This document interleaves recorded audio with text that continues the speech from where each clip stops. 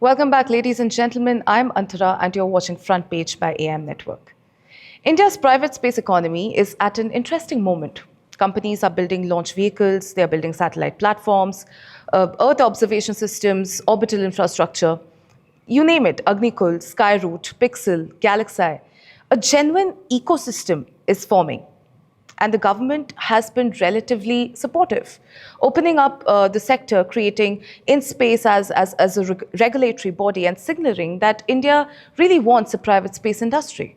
But as commercial activity expands, so does a question that nobody in the excitement has fully answered. What happens when something goes wrong? What if there's a launch failure? What if a rocket stage coming down is coming down in the wrong place? A satellite collision creating debris, and uncontrolled re-entry. Under international treaties, India remains liable as the launching state, even when a private company conducts the mission. Now, Indian taxpayers could end up carrying the consequences of a privately operated failure.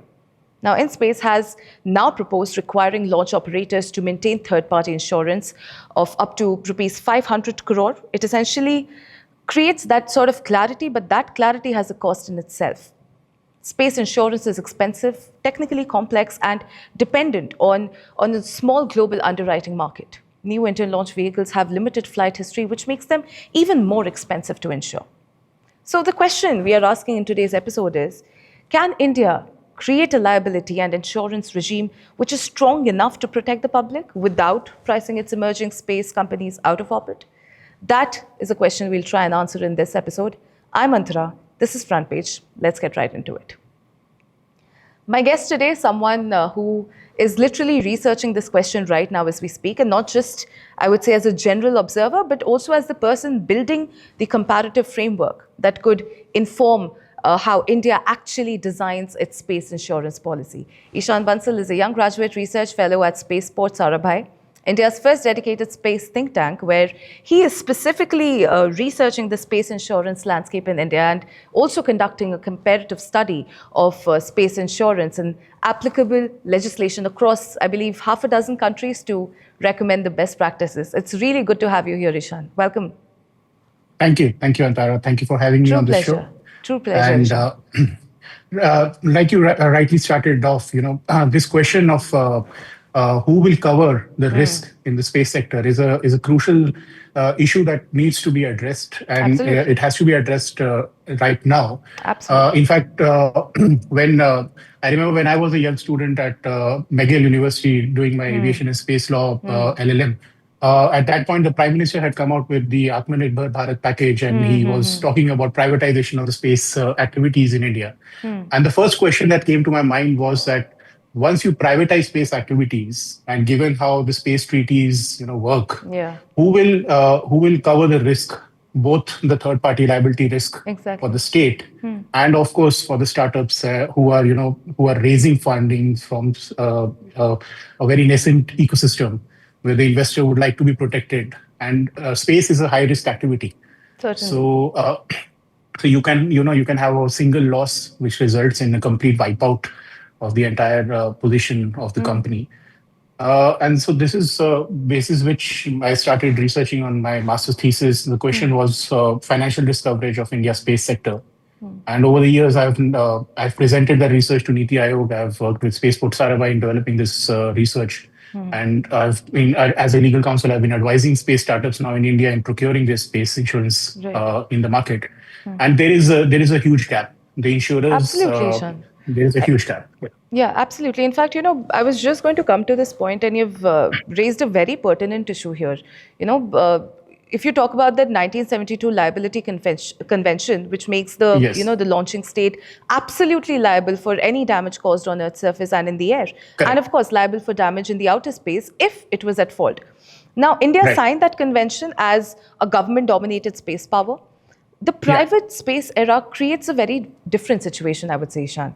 The question here is, should taxpayers, remain financially exposed when a privately operated launch causes damage? And also, how should liability really be divided between, the launch provider, the satellite owner, the technology supplier, and the government?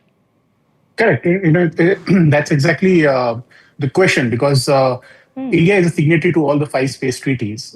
We were, in fact, one of the first countries who signed the Outer Space Treaty and the Liability Convention. And the state remains liable for even the activities of the non-governmental entities. And we are talking about even foreign satellites, which would be tomorrow. We are looking to position ourselves as a launch service provider state, where you want to invite foreign satellite operators to come and launch from our rockets, whether it's an ISRO PSLV or whether it's a Skyroot's newly built launch vehicle. And even for those satellites operated by a foreign operator, the state of India remains liable. And the liability convention is very clear. Yeah. If a third party suffers damage, they are not going to go after a startup or try and identify who was a guilty party. They will go after the launching state. So the first claim will come at the doorstep of the government of India, and they'll have to pay first. Only then they will have a right of recourse to recover whatever amount they can from the correct party. So these questions need to be answered. And I'm glad that InSpace is looking at these questions. But there is substantial literature now outside available where we have practices of different spacefaring nations and how they are addressing this liability issue. Right. And one of the ways of addressing it is having a liability cap, which is of course what InSpace has now done with this 500 crore insurance cap, which they have proposed. And in different countries, there is a different cap, with the US having a $500 million cap, UK having a 60 million pound cap. But that cap does not automatically limit the liability under the international law framework. Under the Liability Convention, the liability is unlimited. So what happens, when a catastrophe occurs and the claim is beyond 500 crores? That is a question that also needs to be answered. And some of these countries have answered it. We are still, I believe, in the policy drafting stage. Right, Eshaan, very correctly pointed out, because while 500 crore rupees does sound significant, but a major accident involving loss of life or critical infrastructure, I believe, could easily exceed that. So 100%, this is something that needs to be questioned. Policy makers need to really sit down with this. Thank you for answering that, Eshaan. Also, as per where you stand, should the government indemnify operators above a defined ceiling, the way some other spacefaring countries do? Because you have, Eshaan, studied how half a dozen countries handle this. What does the international comparison really tell us? See, the point is that the government is already doing it, even as we speak. Most of the space missions that so far have been licensed by the Indian operator, the InSpace, they did not carry an insurance requirement. They did not carry a third-party liability insurance requirement. So the state was anyways responsible for it. And even as we speak, in all the authorizations that InSpace is providing, the third-party liability requirement is only for the launch part of it. So once the satellite is in orbit, for the entire life cycle of the satellite, there is not a requirement for a third-party liability insurance. And even beyond that, the space object continues to remain on Indian books even after its useful life has ended. Let's say it's a geostationary satellite and it has a life cycle of 15 years. After 15 years, it's a piece of space debris lying in the outer space. And the Indian state continues to remain responsible. So given the nature of the liability convention and the unlimited nature of liability over here, the Indian state will have to continue to sort of indemnify the space activities of the private ecosystem. And mostly this is a practice that has been seen across the globe. You have a United States, which has a tiered structure approach, where they say that the maximum probable loss cap is at $500 million, and above that, up to around $3 billion or so, the US government will come in place and pay that amount. You have similar tiered structures in UK and Australia, and you only need one catastrophic event, and the liabilities can run into billions. And just look at 9/11, for instance. Let's take a parallel from the aviation industry. Though the risk in space currently seems more improbable than in aviation, but it is an increasing risk.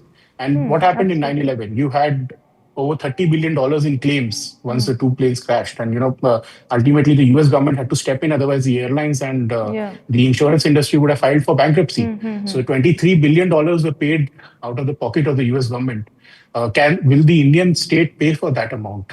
will a parliament, come into picture? Because in space, we all know is not a regulator. It's not Absolutely. under a statute, right? So it does not have the power to say that 500 crores is the limit, and beyond That's that, in space will exactly, not pay. that's In exactly, space in will fact, not what I pay. was coming to, Ishan. Very, very important point there. You know, we were just, everybody is wondering, is 500 crore rupees really sufficient for a serious accident? And also, should insurance requirements actually be based on each mission's maximum probable loss rather than, a standard ceiling? Where do It you should stand be. on that? It should be because see, ultimately, you have to balance both the interests. You are looking to build an ecosystem of space startups, and we need to understand that space is a highly R&D intensive activity. So a lot of investor money is required for a long period of time before finally the returns will start coming in. It's not like your typical Swiggy, Zomato, where the returns will start coming in from day one. It takes a lot of time to build that asset. A lot of investment is required. And if you have an unlimited liability tail attached to them without having, proper caps on the insurance requirements, it will be financially unviable for them to do the mission. But at the same time, you cannot make the taxpayers, be responsible for underwriting the risks of a private Absolutely. enterprise, right? I Absolutely. mean, the taxpayer should not be subsidizing in any way what is essentially a private activity. And if you can raise $50 million to build an asset, you can very well raise $4-5 million to pay the premium for an insurance policy. Because if this mission is successful, the rewards are reaped by the investors, not by the state, Right. which is what the principle is. And Ishan, from the point of view of different risk profiles, should an experimental small launch vehicle face the same requirement as an established commercial rocket? Because, like I said, those are two different, very different risk profiles, and Yes. treating them the same might seem arbitrary. So, what is your stand on that? So it should not be, and I believe InSpace is what this is what InSpace is also prescribing. The 500 crore is the maximum limit, which is my understanding is the cap at beyond which they will not prescribe the insurance requirement. But for each mission, for each space asset, you need to do an independent study. What would be helpful if that MPL methodology is published for all to see, so that the calculation methodology should be transparent. I mean, it's very simple. An insurance company, when they are underwriting, let's say, a launch vehicle, they will look at a PSLV differently and they will look at a Skyroot's rocket differently because they have verifiable data, a historical track record for a PSLV, right? They will have a historical track record for a Falcon 9 of SpaceX, which has done 20, 30, 40 flights compared to, let's say, a new space launch vehicle, which has not hardly done a single or maybe a couple of flights. And there is no shortcut to it. So, and at the same time, you cannot have a small CubeSat satellite having a 500 crore insurance requirement, same with a 400 kg geostationary Earth observation satellite. Those are different use cases. And then you also need to account for whether the satellite is for academic purposes, whether it's for research purposes, or it's for commercial purpose. So all these considerations should be there while the insurance prescription is given. Absolutely. And we need to come back to the same point that even with the policy limiting the liability, the international framework does not limit the liability. So India can say that this satellite requirement should be 25 CR, 30 CR, but if the claim is beyond that, who is going to pay remains the question. Absolutely, Ishan. I also want to talk about whether mandatory insurance would ground India's space startups or not, because young space companies already face high development cost, uncertain revenue, limited access to patient capital. Adding expensive mandatory insurance, especially for vehicles with limited flight history that are the most expensive to insure, I believe could make some launches commercially unviable before they even get to the pad. So, Ishan, could expensive insurance actually, become a barrier, become an obstacle, preventing smaller companies from reaching the launch pad? And also, should the government subsidize premiums for early missions? So, there are two parts to this question. I mean, yes, definitely, an expensive insurance market will hinder the growth of the ecosystem, because we need to understand that insurance is not just a cost of doing business, it's a cost of doing business responsibly. And it is important to understand that your investors, your access to capital depends on how well your risk is covered. And while subsidy for insurance premiums is one solution to this issue, it is only a small term solution. It will not create the ecosystem that you're looking for. It will in fact distort the market in the long term. And what will the government subsidize? It will subsidize the premium for the third party liability insurance. Okay, but the most expensive insurance in space is not the third party, it's actually the mission insurance. You when you go out and you try to insure your own asset, the satellite itself, that is where the cost is at 25-30% premium for a launch risk policy, and then a 10-12% premium for an in-orbit policy. The third-party liability, given the low probability of its occurrence, the premiums are hardly 1.5%. So it's not a third-party liability which is going to ground space activities. It's actually the coverage for the mission itself. So you're looking at, if I'm doing 10 launches in a year, and if even one launch fails, and if I don't have insurance, then it's an asset which costed me $300-400 million, and it's going to sit on my books. So it can wipe out the entire company. Right. And this year we had a PSLV launch failure in January, and all the Indian satellites that were on it, they were all uninsured. So that was risk sitting in the books of the startups. And the problem is that the industry is not developed. Insurers currently are not underwriting these policies, even if a startup, and I've advised a few startups, so when they go out in the market looking for a policy, the first problem is that they don't find a lot of insurers who are willing to underwrite that risk. And even if they can underwrite that risk, the capacity in the market is very limited, because the insurance works on the law of large numbers, right? Yeah. So you need to have those number of premiums for companies to be the insurers and reinsurers be able to take that risk on their books. Right. And if the premiums are not so much, how will they underwrite that risk? Absolutely. And space insurance is not a profitable business. Certainly. I mean, you look at 2023, the entire premium that was generated in the market was hardly $600-700 million. And there were just 2 rocket failures which resulted in claims of over $1 billion. An entire premium base was wiped out. So reinsurance are also not very willing to underwrite.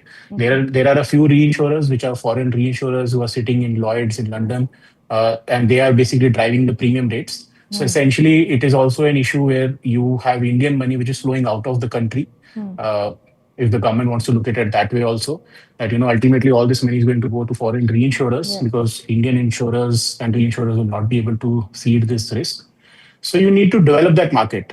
Right. And if you're looking for a well-developed ecosystem of 400 plus startups, which tomorrow you want to look at them as global leaders in space, you want to ensure that they have adequate financial risk coverage available, accessible at a correct price point. And subsidy can be a short-term solution, but subsidy will not create that ecosystem. Eshaan, in fact, my next question, I want to build on this point only. Currently space insurance is a specialized global market which is dominated by a rather small number of international underwriters. Most Indian operators will rely on international reinsurers, which means they are essentially exposed to volatile global premiums in a market that doesn't know their vehicles well. Eshaan, do Indian insurers currently have the expertise and the financial capacity to underwrite major space risks, and will Indian operators remain permanently dependent on a global reinsurance market that doesn't really understand their vehicles in the first place? See, the blunt answer is no.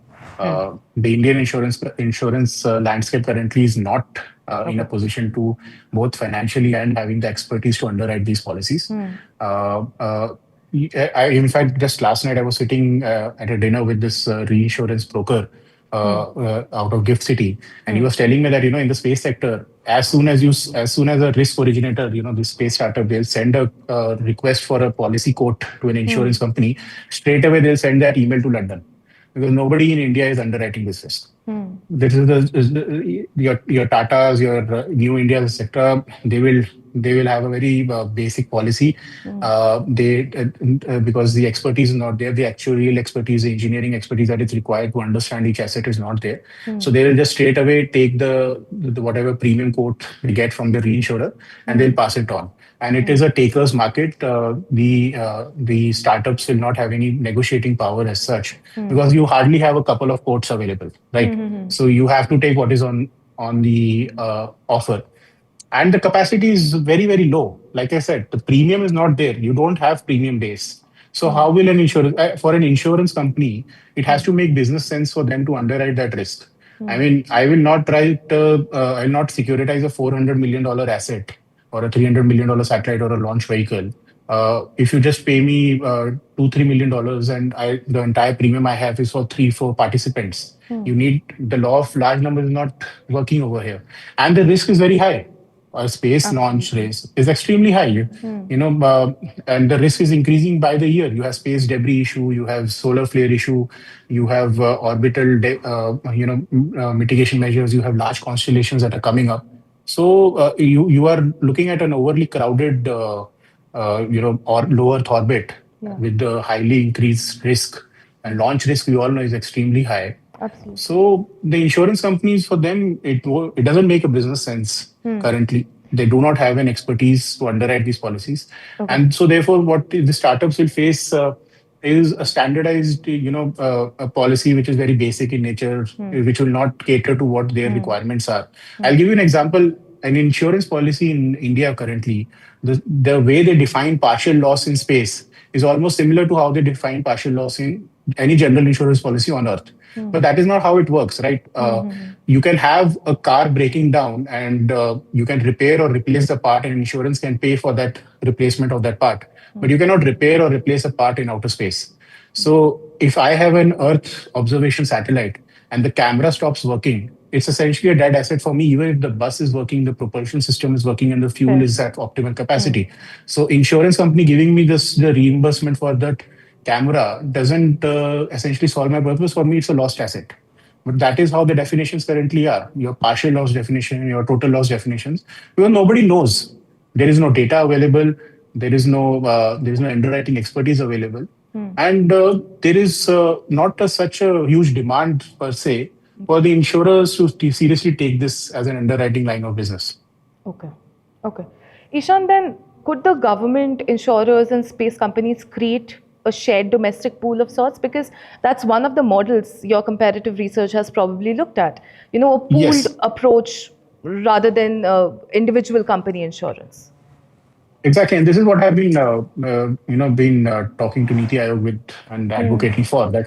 And we have had a past experience with this. We have done this in the nuclear sector, for instance. We have the nuclear liability pool where the GIC came in, and 1,500 crores or some odd money were pooled by different insurers to cover the liability gaps for the nuclear sector. So why can't we have a similar thing for space? And in fact, if the government does not want to commit capital, you can look at alternate risk transfer methodologies as well. Currently, the world today has so many options where you can access capital markets with products like insurance-linked securities, your catastrophe bonds. The Philippines, for instance, floated a catastrophe bond for all the disaster risks that they have in their country. And you have the perfect place with your GIFT City and IFSC, which is a government project itself. So why don't you access global capital, float a catastrophe bond or an ILS or a pooled structure for the space sector, lower the cost for borrowing and lower the cost of premium so that the industry becomes more viable. You need to give access to capital to the space ecosystem and also the insurers and reinsurers for this business to make sense. Absolutely. And somebody has to take the first lead. So, it's a chicken and egg problem. Who will move first? So, and in such a situation when the government is looking to, nurture an industry, and this will not cost the government anything. It's only policy. It's only right policy making, proactive policy making, which can help the industry flourish. Absolutely. Eshaan, I also want to talk about third-party insurance. This distinction is important and often gets lost in the coverage of this proposal. Third-party insurance covers damage caused to other people or other property. The harm a launch might cause on the world outside. It does not really cover the operator's own rocket if it explodes, and it does not Yes. compensate a satellite owner when a payload fails to reach the orbit. Now, those are separate Yes. products, and the absence of affordable mission insurance could be just as damaging to India's space industry as the presence of an expensive third-party insurance requirement. So, Ishan, the question is: are Indian satellite companies, adequately insured against launch failure and in-orbit malfunction, and who really bears the loss when an uninsured satellite gets destroyed during a shared launch? So see, currently, the answer to your question is no. Okay. You have around 12,000 satellites in the low Earth orbit currently, and less than 1% of them are insured. And most of, like I said, recently you had the PSLV launch failure where Indian satellite operators lost their space assets, and none of them were insured. And precisely the problem, so for them, insurance is expensive. And this is, I'm keeping third party liability currently aside. I'm only talking about the property insurance. That is that, if the asset anything goes wrong with the asset, if it gets destroyed in launch or if it gets damaged in orbit, who pays me? So an insurance company is the only one which can pay you, but you need to pay the premium. However, the premiums are very high. You have launch risk being underwritten at 25-30%, and you have in orbit risk, which is the coverage for the satellite once it's in orbit for its life. It can be for a 1 year, 2 year, 3 year policy, depending on the commercial negotiations between the parties, Okay. and that is again at 12-15%. Okay. So if you look at it, that's a lot of money, right? I mean, Certainly. if my space mission costs me 100 crores, how will I convince an investor to pay 30-35 crores just for premium for an insurance policy? So you need to lower the cost of insurance, and and government first of all has no business mandating this insurance because it is essentially a commercial decision whether you want to take that risk on your books or you want to be covered for it. Government is only going to mandate third party liability insurance. So because it is not mandatory and because the premiums are very high, a lot of space companies tend to take that risk on their books itself. In fact, sometimes they tend to take out insurance policies for in orbit, but launch risk is something that nobody is actually readily taking, given the high rates of premiums, and that is a problem because you know it it will impact your access to capital. So Absolutely. investors want financial risk coverage, and Absolutely. if they feel like that, whatever money they're spending that can all go down the drain with just one event happening, with no viable returns then possible, they would stop funding all these missions. Absolutely, Shan.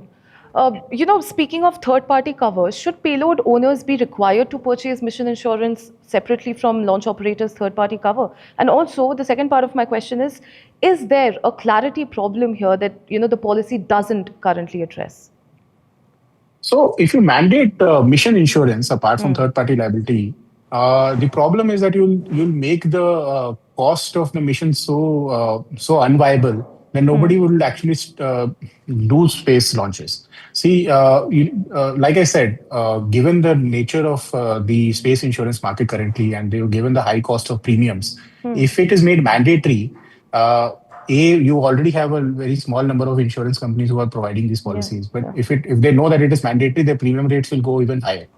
And absolutely. because it's a taker's market and high premium rates, it will be financially unviable for anyone to do a space mission where they are paying almost 1/5 or 1/3 or one third or 1/4 of the cost of the mission for premium. I Right. mean, if I today, tomorrow, if I have to purchase a car for 10 lakh rupees, I will not pay 3 lakh rupees for premium of its insurance, right? Fair. So think about it in those terms that if I'm building a rocket at 100 crores, I don't want to pay 30 crores just to insure it. Fair. I want coverage, but I want it at a correct, right price. And if the government mandates it, then it is right now I'm still willing to take that risk. I'm saying, okay, maybe if it goes wrong, we'll see. But as of right now, I'll take the third party liability cover, I'll get my license, I'll do my space mission. Makes sense. So there is definitely a gap, All right. and we need to the policymakers need to seriously think about how to make insurance viable and readily available. One of the ways is to lower the cost for the insurers to bring down premium costs. And to do that, a liability pool, a cat bond structure is something that they can look at. All right. Ishaan, speaking of liability conversation, I think it mostly focuses on launch failures. But as Right. orbital activity increases, liability will also extend to, collisions and debris and interference between spacecraft. India, I believe, already has satellites in the orbit. More are coming, and the risk of an Indian satellite being, involved in a collision or even creating debris that damages somebody else's spacecraft is going to grow. So, Ishaan, how should responsibility be really determined when one Indian satellite damages another object in the orbit? And should these operators maintain the third party cover throughout the satellite's operational life rather than only during the launch? Where do you land on that? I'm very glad you asked that question, Antara, because it's really important. Right now, how the world sees space insurance and space risk is mostly with the rocket launch, right? They think that once the asset is on outer space, it's all good. But the situation is increasingly becoming dangerous. We have a space debris problem, which is growing by the minute. Currently, the European Space Agency estimates that there are around 40,000 large space article objects of more than 10 centimeters in the Earth's low Earth orbit.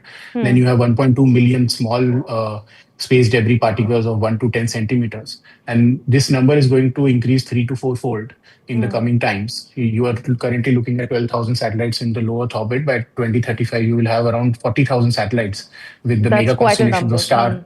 That's quite a number with mega constellation of Absolutely. Starlink. Geo also is planning a 1600 satellite constellation in outer space.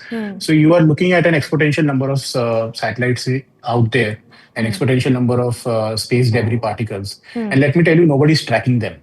Nobody's tracking all of them. You have space situational awareness agencies who are tracking, let's say, a number of particles, maybe 100,000, 200,000, but nobody's tracking all of them. And once your asset is out there, it is on the books of the Indian state for life if it belongs to an Indian company. Tomorrow, once it becomes a piece of debris, it still carries that risk of liability attached to it. So if an Indian coming to your question, if an Indian satellite ends up damaging another state satellite, or even after its mission is over, even after its life is over, it's still out there. It's not coming down. We do not have an active decommissioning policy right now for all satellites that are going up there. It is still on the books of India. So if it tomorrow if it ends up damaging, let's say, a French satellite or a Russian satellite, they will come and sue you for damages. Absolutely. They will come. No, makes sense. Makes sense. Yeah. Absolutely. And but at the same time, if you ask the private space operator to take out an insurance policy for the life unlimited timeline of that space satellite, even beyond its functional use, no insurer will underwrite it. Who will give you that policy? So state will carry that risk. That tail risk is attached to that product. Now there are ways to limit it. The French, for instance, what they are doing is that so they look at willful negligence and they look at willful misconduct. And if they find out that it was due to a private operator's misconduct because of which the damage occurred to the third party, then they will go after the private entity. Otherwise, the French state will indemnify beyond a certain threshold of 2 years or 3 years. Similarly, we can look at something of the same nature in India. But for that, you require a statute, because all of these things cannot be done through guidelines issued by an executive agency, because an agency cannot create rights, liabilities, and enforce penalties and compensation. Those things can have to come through an act of the parliament. Absolutely, Ishaan. Ishaan, in the interest of time, I'll have to wrap this segment short, but I do have one final question before I let you go. India cannot build a mature commercial space economy without really deciding who carries the consequences when a mission fails. But at the same time, having said that, should that priority be protecting the government and the public from any private risk, or should it be ensuring that these insurance costs or third-party insurance don't really prevent India's most promising space companies from launching at all? Because I believe we are on the path right? And all the guests who have, who have come on this episode previously have also said that slowing down may not be an option here, right? Because you're in a race where everybody's wearing a jetpack. You cannot be running on foot in that race. So keeping all of that in mind, where do you stand? Where do you land on that? Can India ensure its private space race without really slowing it down? Do you think that's possible right now?